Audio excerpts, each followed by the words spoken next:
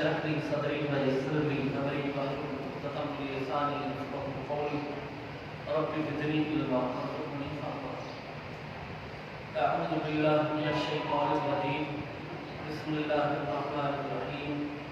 الف لام میم ذلك الكتاب لا ريب فيه هدى للمتقين الذين يؤمنون بالغيب ويقيمون الصلاة ومما رزقناهم ينفقون والذين يؤمنون بما أنزل إليك وما أنزل من قبلك وبالآخرة هم يوقنون أولئك على هدى من ربهم وأولئك هم المفلحون. إن الذين كفروا سواء عليهم أأنذرتهم أم لم تنذرهم لا يؤمنون. ختم الله على قلوبهم وعلى سمعهم وعلى أبصارهم غشاوة ولهم عذاب عظيم.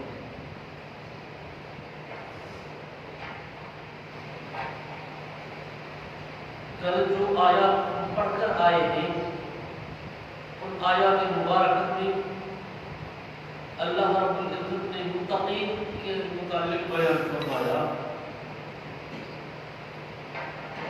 متقین کے صفات کے بیان کرنے کے بعد اللہ رب العزت نے ان کے متعلق فرمایا یہی ہے ہدایت پر اپنے رب کی طرف سے اور یہی کامیاب ہے.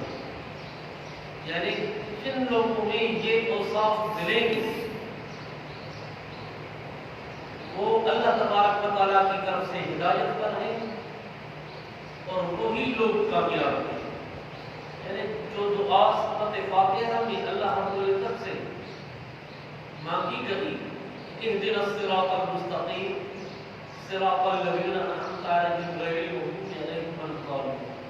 یعنی صراط مستقیم یہی ہے جس کا تذکرہ ان آیات مبارکہ میں ہوا جو ان اوصاف کے ساتھ متصف ہوگا جن کا تذکرہ ان آیات مبارکہ میں ہوا وہ اللہ تبارک و تعالیٰ کی طرف سے ہدایت پر ہوگا اور وہی کامیاب ہوگا. اب اگلی آیات مبارکہ جو آ رہی ہیں ان آیات مبارکہ میں اللہ رب العزت کفار اور منافقین کا تذکرہ فرماتا ہے. یعنی صراط مستقیم کے متعلق دو گروہ بن گئے. ایک تو وہ تھے جنہوں نے صراط مستقیم کو اپنایا جن کو اللہ رب العزت نے متقین کے نام سے متصف فرمایا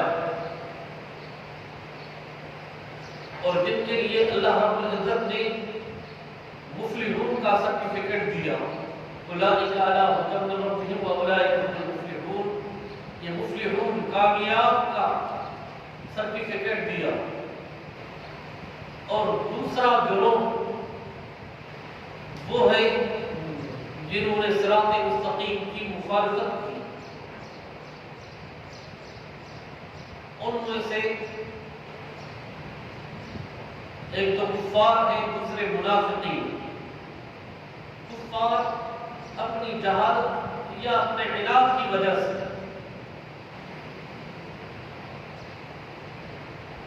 صراط مستقیم کی مخالفت کرتے ہیں اور منافقین اپنی خواہشات نفسانی کی وجہ سے اور اپنے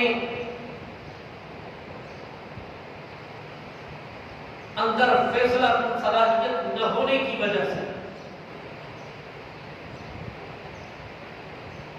وہ دونوں طرف چلتے پھرتے ہیں. یا تو خواہشات نفسانی اغراض دنیاوی ان کو مربوط نظر ہوتے ہیں جس وجہ سے یہاں بھی وہاں بھی مومنوں کے ساتھ ملیں گے کہیں گے آمنا, کفار سے ملیں گے وہاں کہیں گے انا اللہ.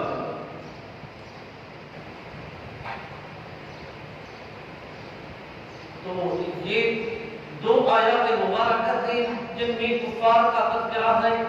آگے 13 آیات مبارکہ آئیں گی جس میں منافقین کا تذکرہ ہے. یعنی ٹوٹل یہ 20 آیات مبارکہ ہیں جن 20 آیات مبارکہ میں اللہ رب العزت نے صراط مستقیم اپنانے والوں اور صراط مستقیم کی مخالفت کرنے والوں کا تذکرہ فرمایا۔ اللہ رب العزت فرماتا ہے ان الذین کفروا سواء علیہم اانذرتهم لم تنذرهم لا یؤمنون، بے شک وہ شخص جنہوں نے کفر کیا برابر ہے ان پر کہ ڈراؤ تم ان کو یا نہ ڈراؤ تم ان کو، لا یؤمنون ایمان نہیں لائیں گے۔ اس آیت مبارکہ میں اس چیز کی اللہ رب العزت نے گویا کہ وضاحت فرمائی، سواء علیہم یعنی ان کے لیے برابر ہے،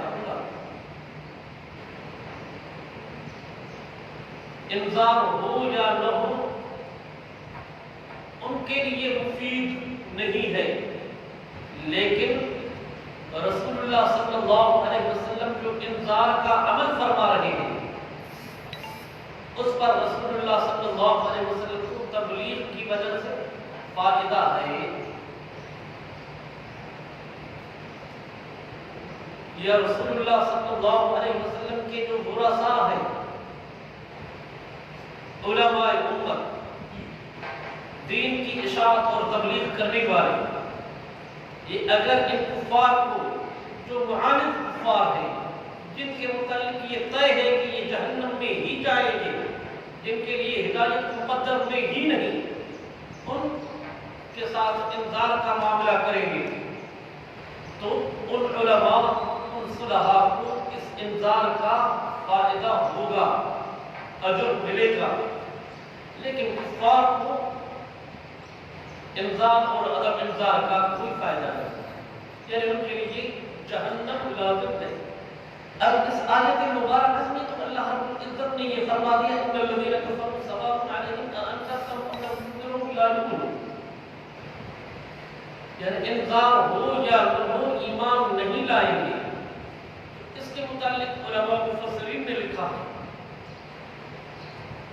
کہ اس آیت مبارکہ لا یؤمنون میں اللہ رب العزت نے ان کفار کے متعلق بیان فرمایا ہے جن کے متعلق اللہ رب العزت کو علم ہے کہ وہ جہنمی ہی ہیں۔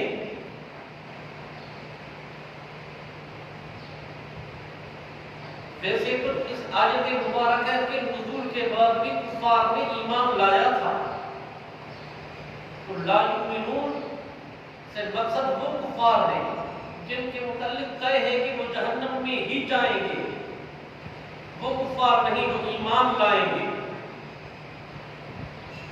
یعنی جب یہ آیت مبارکہ نازل ہوئی اس وقت بھی کفار تھے، لیکن رسول اللہ صلی اللہ علیہ وسلم کے انذار کی وجہ سے، ڈرانے کی وجہ سے ان میں سے کافی مشرف اسلام ہوئے،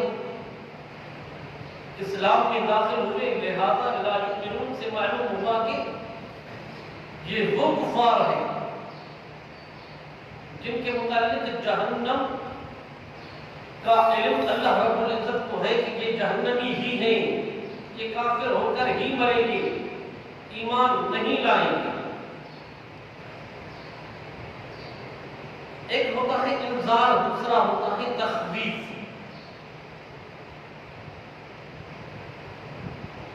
انذار ایسے ڈرانے کو کہا جاتا ہے جس میں شفقت ہو۔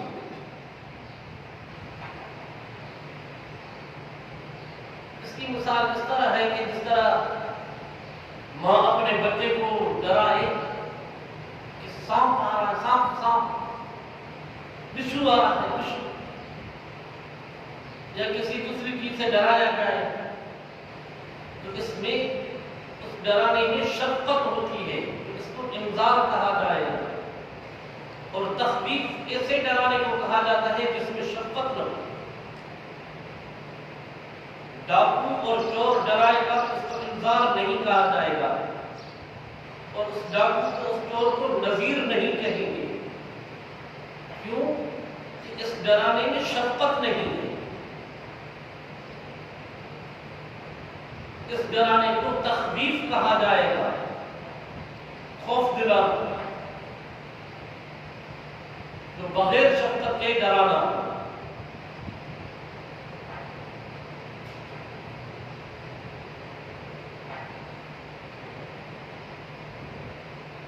اللہ رب العزت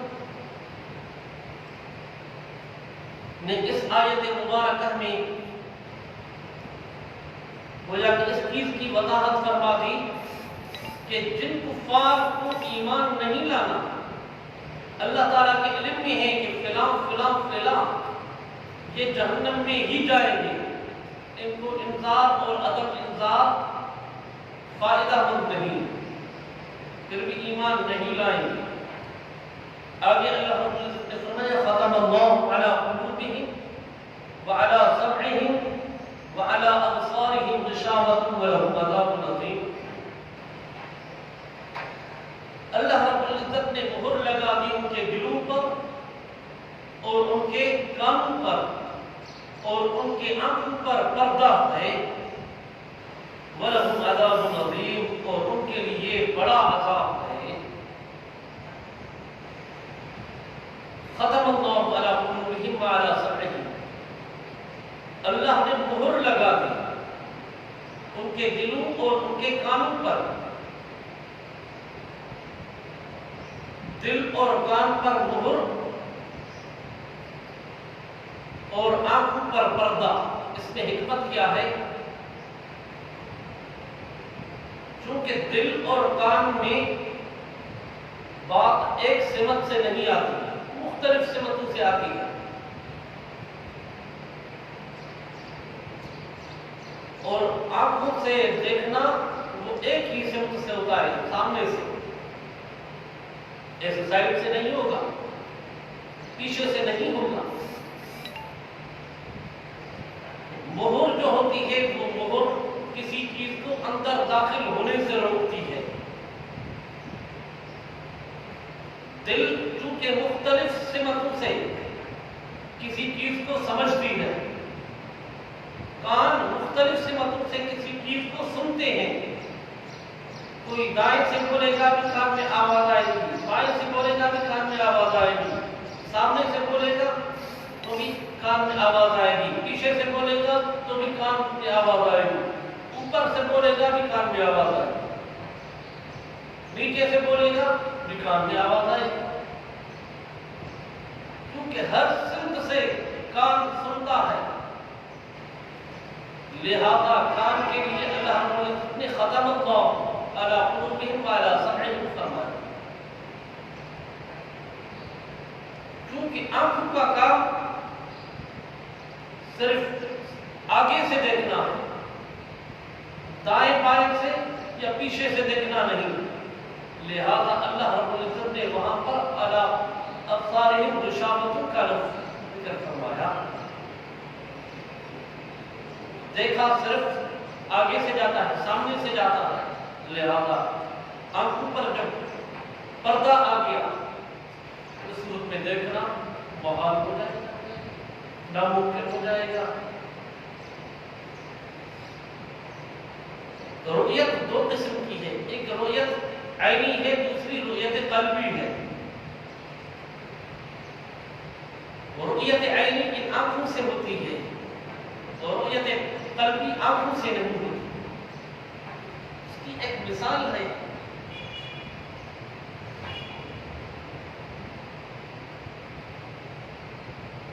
حضرت مخدوم نور سرور رحمۃ اللہ علیہ اور حضرت علامہ جعفر بکانی رحمۃ اللہ علیہ دونوں بڑے اللہ والے گزرے۔ علامہ جعفر بکانی رحمۃ اللہ علیہ حضرت شاہ عبد اللطیف بھٹائی رحمہ اللہ کے دوست تھے۔ ان کا واقعہ مشہور ہے،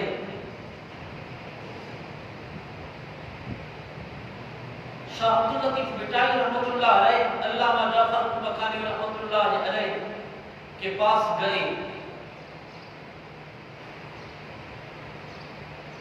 کافی دیر تک باتیں چیتیں ہوتی رہی، رات کا کافی حصہ گزر گیا۔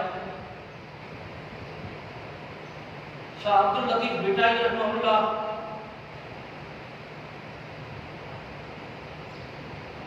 کو علامہ جعفر بکانی رحمہ اللہ نے آرام کرنے کا کہا اور خود گھر چلے گئے۔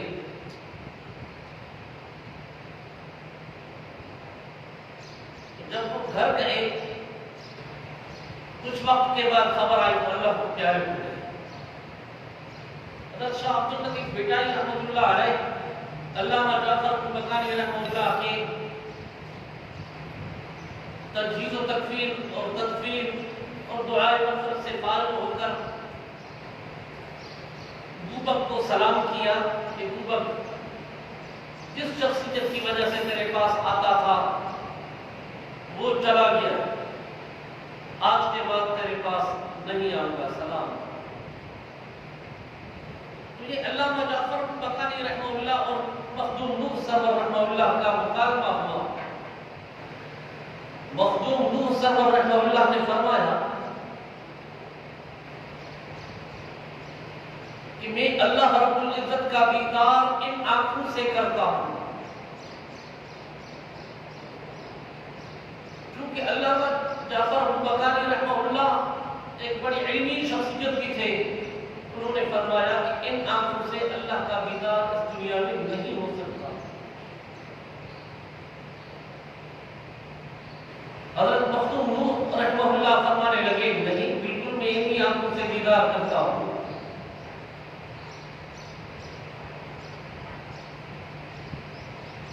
علامہ جعفر مکانی رحمہ اللہ نے انکار کیا کہ اس طرح نہیں ہو سکتا۔ اسی ہی مکالمے کے دوران وہی کیفیت طاری ہو گئی مخدوم نور رحمہ اللہ پر۔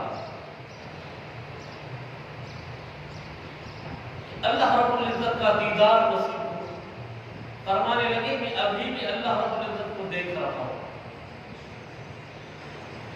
جس پر مخدوم نور سرور رحمہ اللہ کو علامہ جعفر مکانی رحمہ اللہ نے فرمایا، اچھا ابھی دیکھ رہے ہیں؟ ہاں دیکھ رہا ہوں۔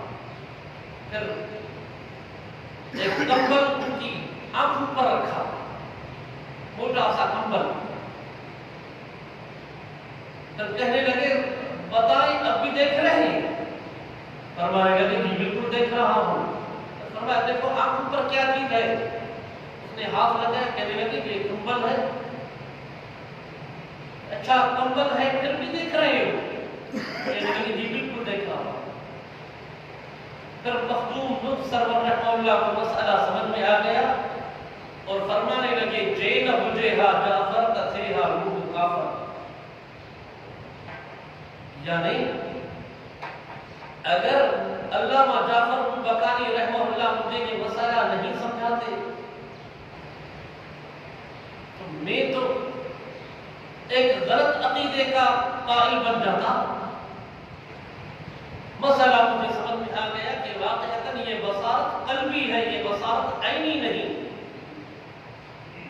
بصارت عینی آنکھوں سے دیکھنا سامنے سے ہوتا ہے، جب کوئی چیز آڑے آ گئی تو کوئی چیز نظر نہیں آئے گی، آگے کوئی چیز نظر نہیں آئے گی۔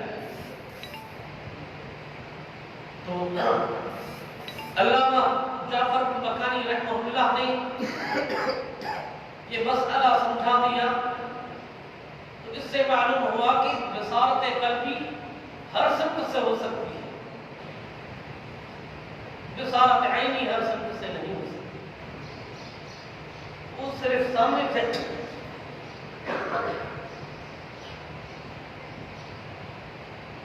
اب یہ مسئلہ یہ سمجھ لیں،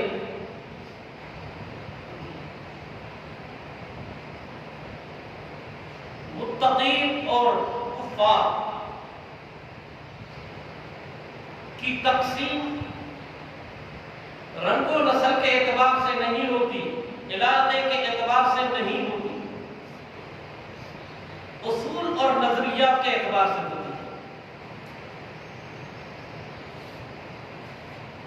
جو اللہ کی توحید کے قائل ہیں،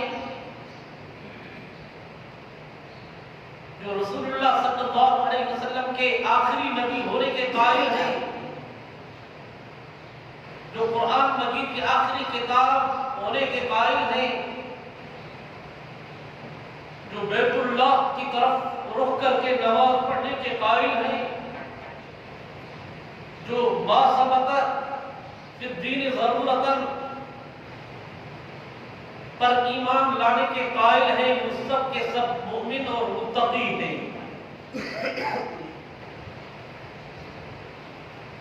وہ چاہے عرب میں ہو عجم میں ہو، یعنی علاقے کے اعتبار سے تقسیم نہیں، رنگ اور نسل کے اعتبار سے، نسب کے اعتبار سے تقسیم نہیں، گورے ہوں کالے ہوں گندم ہوں جس بھی کلر کے ہوں، ان کی تقسیم اصول اور نظریات کے اعتبار سے ہوتی ہے۔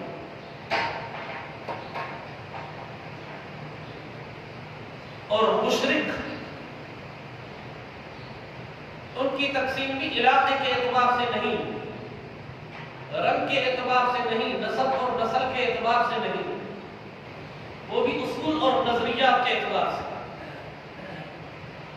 جو اللہ تبارک و تعالیٰ کی وحدانیت کا قائل نہیں وہ مشرک ہے، وہ جہاں کہیں بھی رہتا بستا ہو، جس رنگ کا ہو، جس زبان سے تعلق ہو، وہ اصول اور نظریات کے اعتبار سے وہ ایک ہی ہے۔ عرب میں مشرک ہو بھی اس کو مشرک کہا جائے گا، عجم میں کوئی مشرک ہو تو اس کو بھی مشرک ہی کہا جائے گا۔ یعنی تقسیم اصول اور نظریات کے اعتبار سے ہے، علاقے، نسب، رنگ اور نسل کے اعتبار سے نہیں۔ تو یہ اللہ رب العزت نے جو قاعدہ بیان فرما دیا کہ جو ان اوصاف کے ساتھ متصف ہے تو وہ متقی، جو ان اوصاف کے خلاف ہے تو مغضوب علیہم اور ظالمین میں سے ہے۔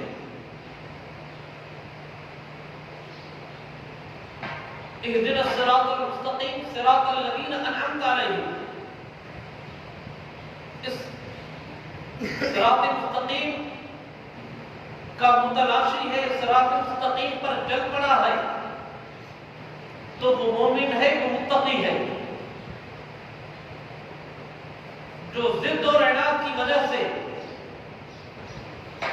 یا خواہشات نفسانی کی وجہ سے صراط مستقیم کی مخالفت کرتا ہے تو وہ مغضوب علیہم اور ضالین میں سے ہے۔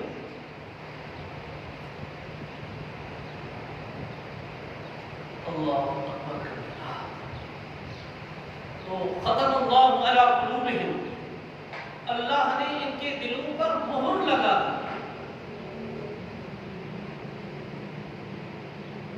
رسول اللہ صلی اللہ علیہ وسلم نے فرمایا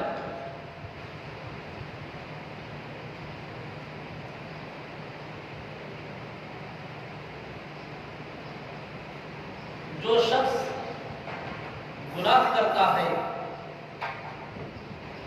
اس گناہ کی وجہ سے اس کے دل پر سیاہ نقطہ بن جاتا ہے۔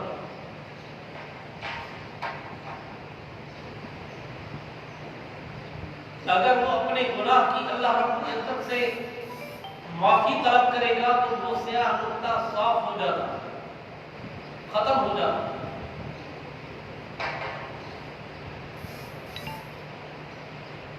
اگر اللہ رب العزت سے معافی نہیں مانگی وہ سیاہ نقطہ جو بالکل چھوٹا سا تھا آہستہ آہستہ اس کے دل کو احاطہ کر جاتا ہے،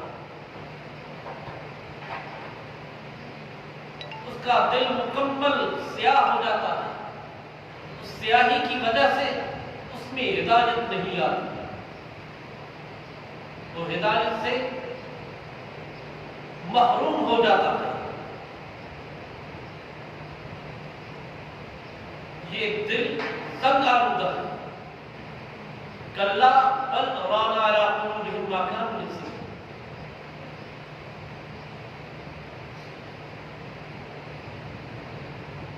اللہ رب العزت نے ان دو آیات مبارکہ میں تو ان کفار کا ذکر فرمایا جو اپنے ضد و عناد کی وجہ سے یا اپنی جہالت کی وجہ سے کفر پر ڈٹے ہوئے ہیں، ظاہری طور پر انکار کرتے ہیں، آگے جو 13 آیات مبارکہ آ رہی ہیں، ان آیات مبارکہ میں اللہ رب العزت ان کفار کا تذکرہ فرماتا ہے جو خواہشات نفسانی کی وجہ سے اپنے آپ کو ظاہر نہیں کرتے، وہ خود کو ظاہر نہیں کرتے،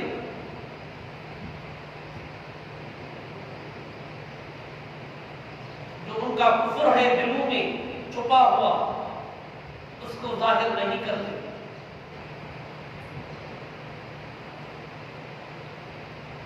اب ان کا تذکرہ یہاں سے ہو رہا ہے، وَمِنَ النَّاسِ مَن يَقُولُ آمَنَّا بِاللَّهِ وَبِالْيَوْمِ الْآخِرِ وَمَا هُمْ بِمُؤْمِنِينَ۔ اور بعض لوگوں میں سے ایسے ہیں جو کہتے ہیں آمنا باللہ، ہم ایمان لائے اللہ سے اور قیامت کے دن سے، وما هم بمؤمنین، حالانکہ وہ مومن نہیں ہیں۔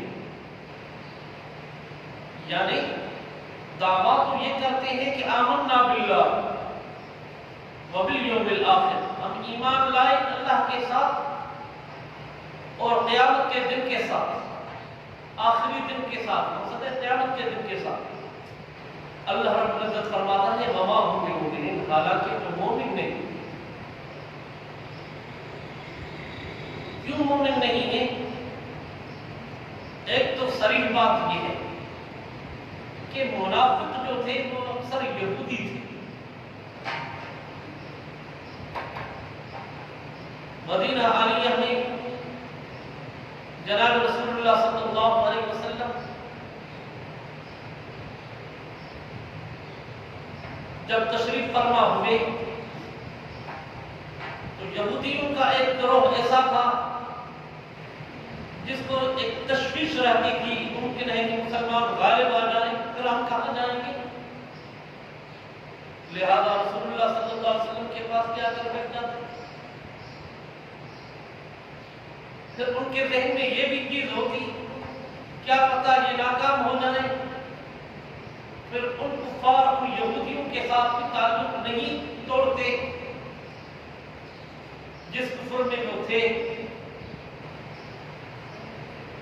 تو مومنوں کے ساتھ ملتے تو آمنا باللہ کہتے، اور کفار سے ملتے تو کہتے انما نحن۔ چونکہ اکثر منافقین یہودی تھے، اس میں یہ نقطہ بھی عجیب ہے کہ وہ کہتے آمنا باللہ وبالیوم الآخر، ہم ایمان لاتے ہیں اللہ سے اور آخری دن سے، قیامت کے دن سے۔ یہودیوں کا فی نفسی عقیدہ یہ ہے کہ اللہ خالق ہے،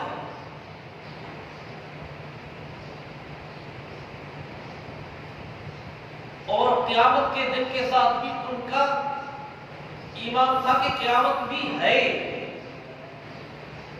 لیکن یہ یہودی رسول اللہ صلی اللہ علیہ وسلم کی رسالت کے انکاری تھے۔ یعنی آمنا باللہ وبالیوم الآخر تو کہتے، وبالرسول یا وبمحمد صلی اللہ علیہ وسلم نہیں کہتے، صرف آمنا باللہ وبالیوم الآخر۔ تو ما ثبت فی الدین ضرورتا میں سے کسی چیز کا انکار کفر ہی کہلاتا ہے۔ رسول اللہ صلی اللہ علیہ وسلم کی رسالت کا اقرار نہیں کرتے تھے۔ تو اللہ رب العزت نے ان دو چیزوں کو بیان فرمایا، من الناس من یقول آمنا باللہ وبالیوم الآخر، بعض لوگوں میں سے ایسے جو کہتے کہ ہم ایمان لائے اللہ سے اور آخری دن سے، وما هم بمؤمنین، حالانکہ وہ مومن نہیں۔ تو منافقین یہ یہودی تھے، اللہ پر بھی ایمان لاتے اگرچہ تثلیث الہ کے قائل، بلکہ تثلیث کے تو نصارہ قائل تھے۔ یہ حضرت عزیر علیہ السلام کے اللہ کے بیٹے ہونے کے قائل تھے۔ وقالت الیہود عزیر ابن اللہ،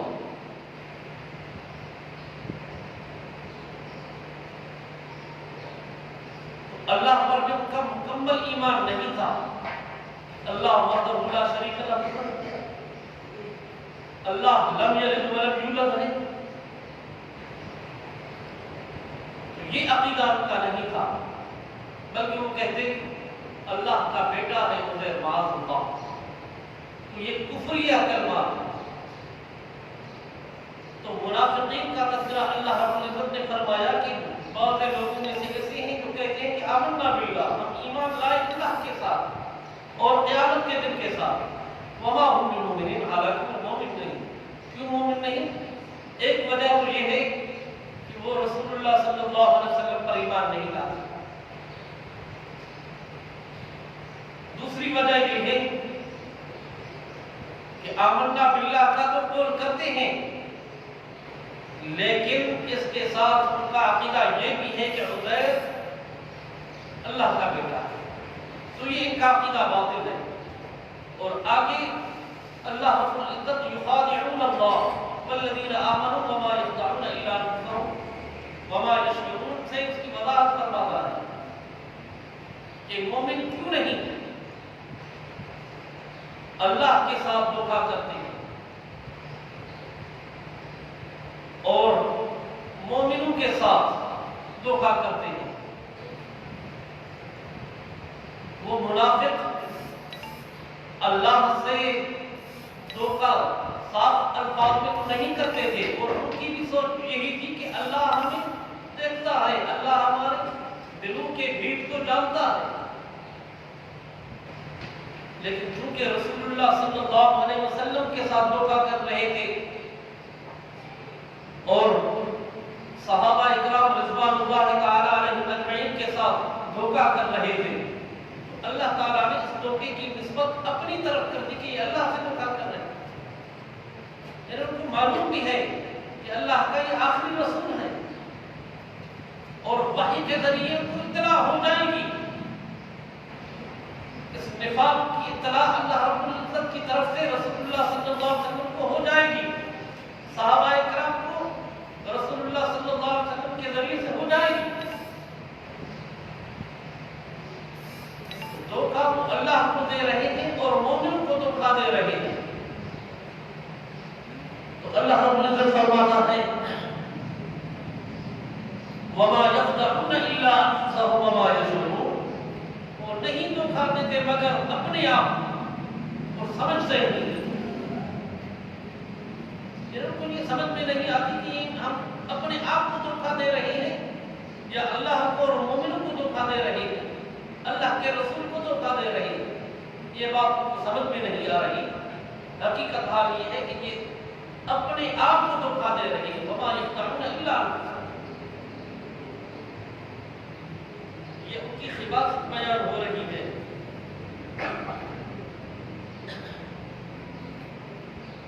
فی قلوبہم مرض فزادہم اللہ مرضا ولہم عذاب علیم بما کانوا یکذبون، ان کے دلوں میں بیماری ہے۔ اللہ رب العزت نے اس نفاق کو بیماری سے تعبیر فرمایا،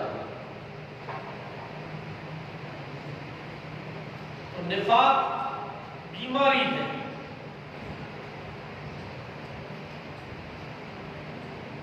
اللہ رب العزت فرماتا ہے فزادہم اللہ مرضا، بس بڑھایا ان کو اللہ تبارک و تعالیٰ نے مرض کے اعتبار سے، جب ان کا مرض بڑھتا جا رہا ہے، کس طرح بڑھتا جا رہا ہے؟ جب دیکھتے ہیں کہ مسلمانوں کو یہاں فتح مل گئی، وہاں فتح مل گئی، تو ان کا مرض یہ بڑھتا جاتا ہے، ان کے دلوں میں ایک قسم کی مایوسی پھیلتی جاتی ہے، منافقین مایوس ہوتے جاتے ہیں، اور جو نئی آیت مبارکہ نازل ہوتی اس کے ساتھ مومنوں کا ایمان بڑھتا جاتا ہے، اور منافقین کے دل میں بیماری بڑھتی جاتی ہے۔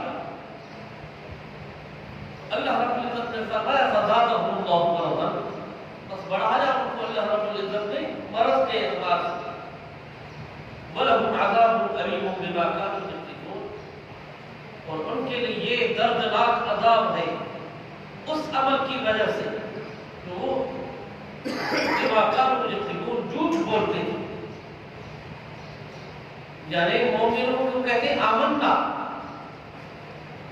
باللہ والیوم الآخر، کہ اس قول میں سچے نہیں تھے، اس قول میں جھوٹے تھے. دعویٰ تو ان کی یہ تھی کہ آمنا باللہ، لیکن اللہ پر ایمان ان کو مکمل نہیں تھا. اللہ پر ایمان کے لیے ضروری ہے کہ اللہ رب العزت کی ذات و صفات مانا جائے. اللہ کی صفت لم یلد ہے ولم یولد ہے. ان کا عقیدہ تھا عزیر ابن اللہ.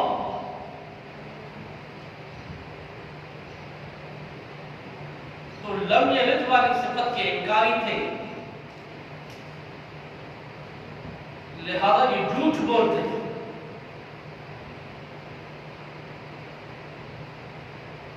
اور آخرت پر بھی ان کو ایمان نہیں تھا. کس طرح نہیں تھا؟ یعنی دعویٰ تو ان کی تھی کہ ہم آخرت پر ایمان لاتے ہیں، یوم الآخرہ پر، لیکن صورتحال یہ تھی کہ یوم الآخرہ کے لیے جو تیاری کرنی ہے، جو چیزیں ضروری ہیں، ان کا انکار ان میں موجود تھا. یوم الآخرہ کے لیے تیاری یہ ہے کہ رسول اللہ صلی اللہ علیہ وسلم کو اللہ کا آخری رسول ماننا، قرآن مجید کو آخری کتاب ماننا، دین اسلام کو دین حق ماننا، شریعت مطہرہ شریعت محمدیہ کو شریعت حق ماننا. چونکہ یہ نہیں مانتے لہذا جھوٹ بولتے. اللہ رب العزت فرماتا ہے وَإِذَا قِيلَ لَهُمْ لَا تُفْسِدُوا فِي الْأَرْضِ قَالُوا إِنَّمَا نَحْنُ مُصْلِحُونَ. اور جب کہا جاتا ہے ان کو لا تفسدوا فی الارض، زمین میں فساد نہیں پھیلاؤ، تو جواب میں کہتے ہیں انما نحن مصلحون، صرف ہم اصلاح پسند ہیں. اللہ رب العزت نے ان کے اس نفاق کو فساد سے تعبیر فرمایا. یعنی فساد صرف یہ نہیں ہے کہ ڈنڈا اٹھا کر کسی کے ساتھ لڑنا، کسی کے ملکیت و جائیداد پر قبضہ کرنا وغیرہ وغیرہ، اس کا نام فساد نہیں ہے، بلکہ فساد ہر اس چیز کا نام ہے جس سے نظام عالم میں خرابی آ جائے، خرابی پیدا کرنے کی کوشش کی جائے.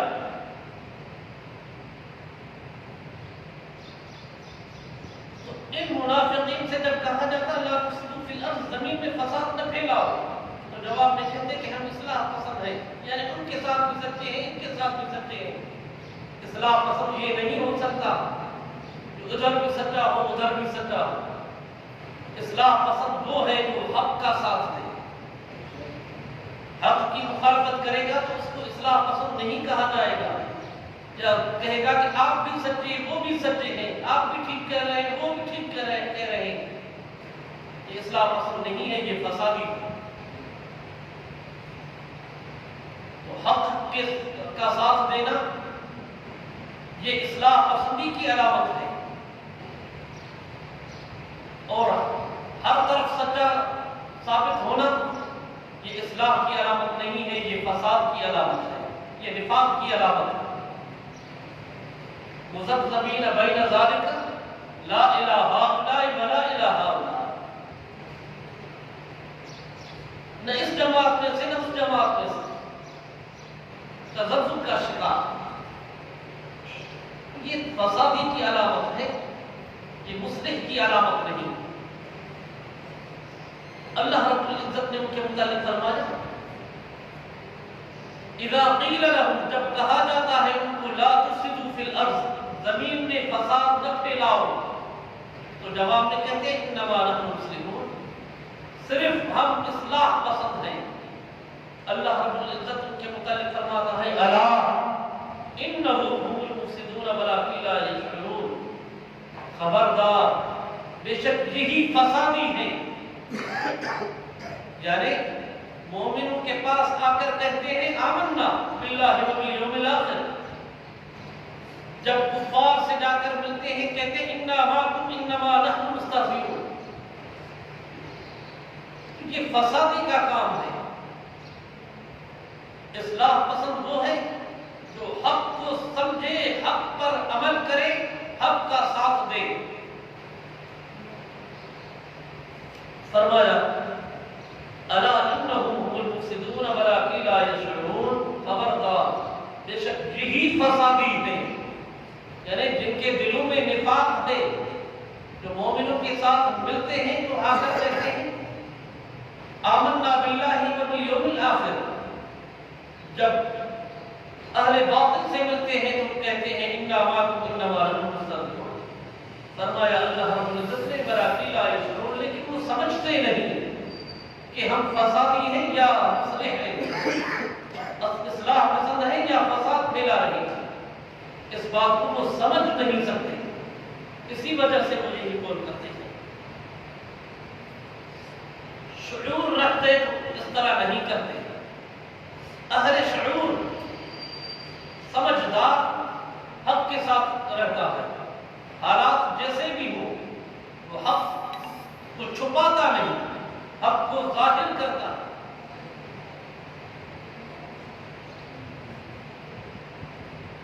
وَإِذَا قِيلَ لَهُمْ آمِنُوا كَمَا آمَنَ النَّاسُ قَالُوا أَنُؤْمِنُ كَمَا آمَنَ السُّفَهَاءُ أَلَا إِنَّهُمْ هُمُ السُّفَهَاءُ وَلَكِنْ لَا يَعْلَمُونَ. اور جب کہا جاتا ہے ان کو آمینو کما آمن الناس، ایمان لاؤ جس طرح لوگوں نے ایمان لایا، یعنی صحابہ اکرام نے جس طرح ایمان لایا تم بھی اسی طرح ایمان لاؤ.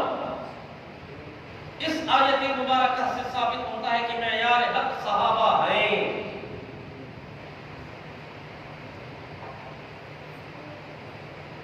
یہ عقیدہ بالکل غلط ہے کہ ما سوائے رسول خدا کوئی معیار حق نہیں. یہ اس آیت مبارکہ کے ضد میں ہے. یہ عقیدہ باطل ہے کہ ما سوائے رسول خدا کوئی معیار حق نہیں کہتے ہیں کچھ لوگ. لیکن اللہ رب العزت صحابہ اکرام کو معیار حق قرار دیتا ہے. اذا قیل لهم آمنوا كما آمن الناس، جب کہا جاتا ہے ان کو ایمان لاؤ جس طرح لوگ ایمان لائے ہیں. کما آمن الرسول نہیں ہے، کما آمن الناس، جس طرح لوگ ایمان لائے، یعنی صحابہ اکرام جس طرح ایمان لائے اس طرح ایمان لاؤ. جب صورتحال کیا ہوتی ہے؟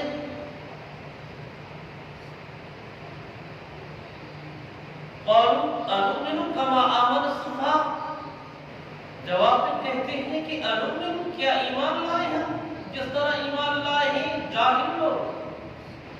معاذ اللہ، ان منافقین کا نظریہ یہ تھا کہ ہم سیانے ہیں، وہ بے وقوف. صورتحال یہ ہے کہ وہ خود بے وقوف تھے. مہمان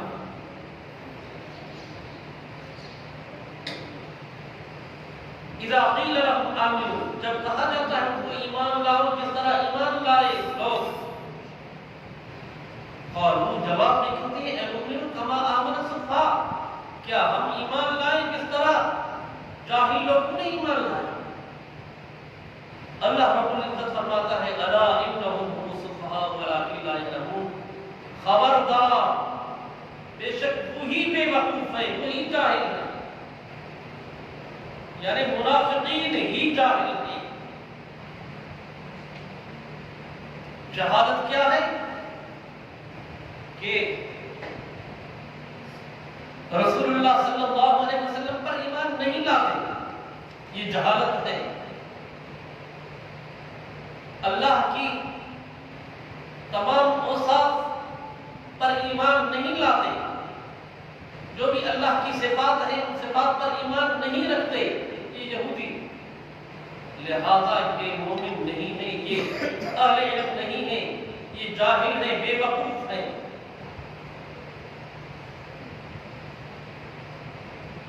یہودیوں کے مزاج میں ہمیشہ فساد ہی رہا ہے، ہر دور میں یہ فساد ہی پھیلاتے آتے ہیں۔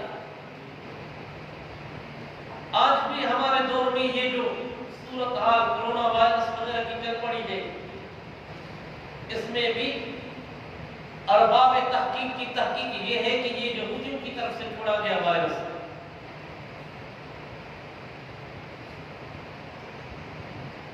یہ خبیث لوگ،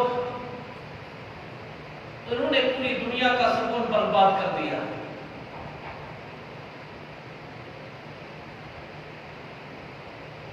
اقوام عالم کو چاہیے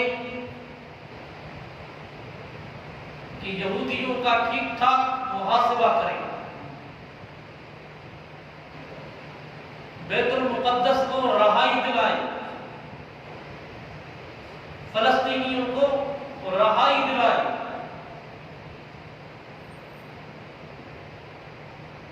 یہ خبیث لوگ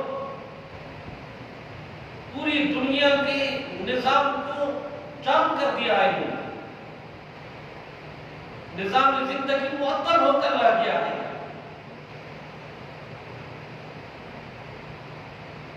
آج کل کی صورتحال یہ ہے کہ بازاریں بند پڑی ہیں، مساجد بند ہے، مدارس بند ہے، دینی ماحول اور دنیوی ماحول مکمل معطل ہو کر رہ گیا ہے۔ یہ یہودیوں کی خباثت ہے، یعنی جس طرح ایمانیات میں ان کی خباثت ہے، اسی طرح سے ایمانیات سے ہٹ کر بھی ان کی خباثت موجود ہے۔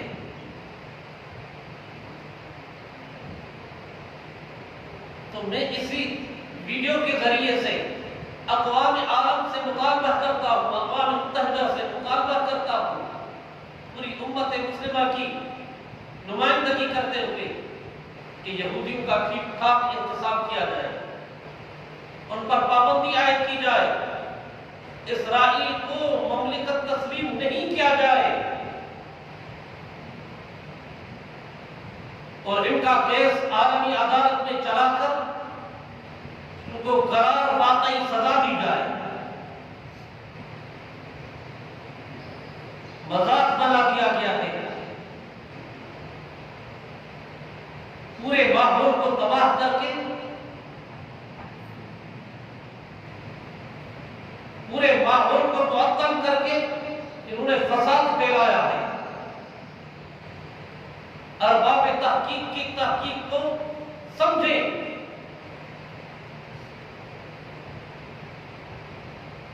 یہ وائرس قدرتی نہیں، مصنوعی وائرس ہے۔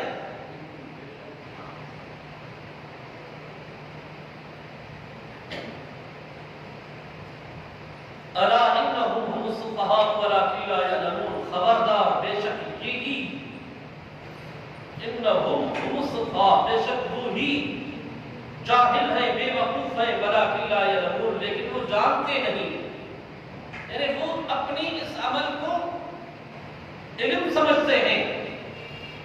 اہل ایمان سے مل کر کہنا آمنا، شیاطین سے مل کر انا معکم، اس کو عقل مندی اور شعور سمجھتے ہیں۔ اللہ رب العزت اس چیز کو عقل مندی قرار نہیں دیتا، اس کو جہالت قرار دیتا ہے، اس کو بے وقوفی قرار دیتا ہے۔ بے شک وہی بے وقوف ہے، بے شک وہی جاہل ہے، ولکن لا یعلمون، لیکن جانتے نہیں ہو کہ یہ ہمارا عمل اصلاح والا ہے یا ہمارا یہ عمل فساد والا ہے۔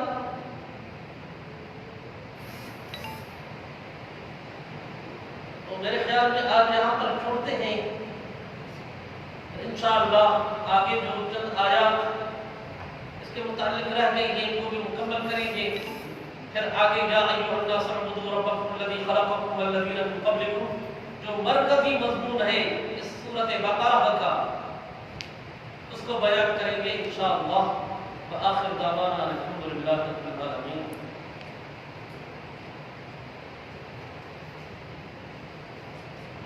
جمعیت علماء اسلام مانسرا کے نائب امیر مولانا شاہ عبدالعزیز اللہ رب العزت کو پیارے ہو چکے ہیں، ان کے لیے دعائیں مغفرت کرتے ہیں، بلند درجات کے لیے دعا کرتے ہیں، اور بھی جو مسلمان اللہ کو پیارے ہو چکے ہیں ان سب کے لیے دعائیں مغفرت کرتے ہیں۔ پہلے فاتحہ کرتے ہیں، اس کے بعد دعا کرتے ہیں۔ بسم اللہ۔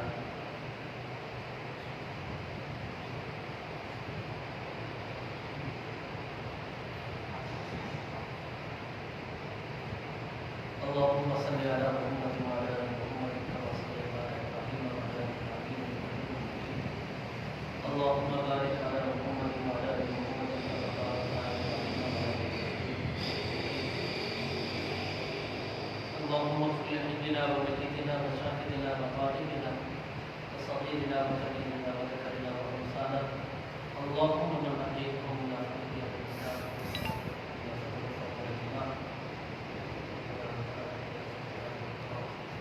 اللهم اغفر اللهم ارحم اللهم اكرم نزله اللهم غسل مكانه اللهم بلغ مرجعه اللهم باعد بينه وبين خطاياه كما باعدت بين المشرق والمغرب اللهم نقه من خطاياه كما ينقى الثوب الابيض من الدنس اللهم اجعل قبره روضة من رياض الجنة ربنا اغفر لنا ولاخواننا الذين سبقونا بالايمان ولا تجعل في قلوبنا غلا للذين امنوا ربنا انك رؤوف رحيم۔